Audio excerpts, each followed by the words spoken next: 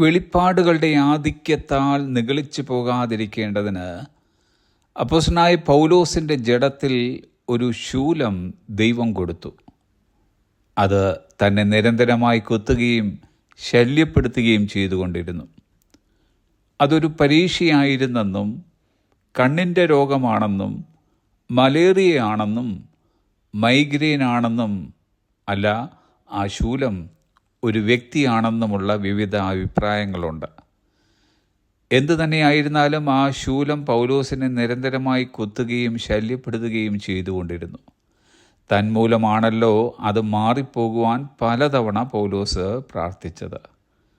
തൻ്റെ പ്രാർത്ഥന 3 വട്ടമല്ലായിരുന്നു എന്നും 3 സീസണിലായി ധാരാളമായി പ്രാർത്ഥിച്ച ഒരു വിഷയമായിരുന്നു എന്നും പലരും അഭിപ്രായപ്പെടുന്നു. 1-ാമത്തെയും 2-ാമത്തെയും സീസണിലുള്ള തൻ്റെ പ്രാർത്ഥനയ്ക്ക് ദൈവം മറുപടി കൊടുത്തില്ല. 3-ാമത്തെ സീസണിലെ പ്രാർത്ഥനയ്ക്കൊടുവിൽ തനിക്ക് ദൈവത്തിൽ നിന്നും മറുപടി ലഭിച്ചു. അത് തന്നെ അലട്ടിക്കൊണ്ടിരുന്ന ശൂലം എടുത്തു മാറ്റിക്കൊണ്ടുള്ള മറുപടിയല്ലായിരുന്നു. പകരം വളരെ ദൈവികത്വമുള്ള ആശയവും അർത്ഥവും അനുഗ്രഹവുമുള്ള ഒരു മറുപടിയായിരുന്നു അത്.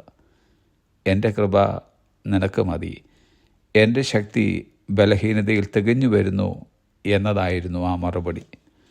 പൗലോസിന് അതിസന്തോഷത്തോടെ തൻ്റെ ബലഹീനതയിൽ പ്രശംസിക്കുവാനിടയാക്കിയ ഒരു ദൈവിക മറുപടിയായിരുന്നു അത്.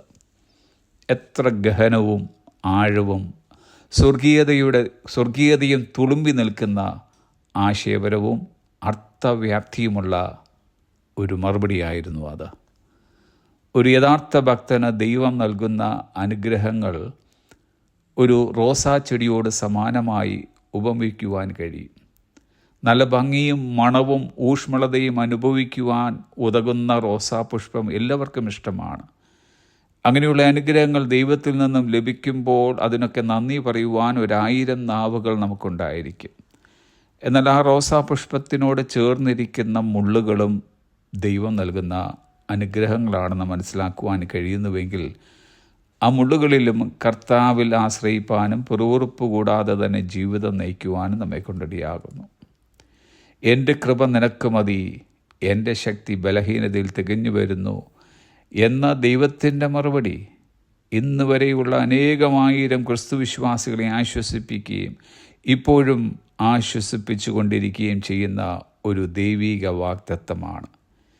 ഇങ്ങനെയൊരു മനോഹരമായ വാക്യം വേദപുസ്തകത്തിൽ സ്ഥാനം പിടിക്കുവാൻ കാരണമായത് പൗലോസിൻ്റെ ജീവിതത്തിലുണ്ടായ ശൂലത്തെ താൻ മനസ്സോടെ അംഗീകരിച്ചത് കൊണ്ടാണ്. അതുകൊണ്ട് ഡിയർ ഫ്രണ്ട്സ്, ദൈവിക കൃപ അനുഭവിപ്പാൻ കാരണമായി തീർന്ന പൗലോസിൻ്റെ ജഡത്തിലുണ്ടായ ശൂലത്തിനായും നമുക്ക് ദൈവം തന്നിട്ടുള്ള ഇതിനോട് സമാനങ്ങളായ മറ്റു ശൂലങ്ങൾക്കുമായി ദൈവത്തിന് നന്ദി കരയറ്റാം. Have a blessed day.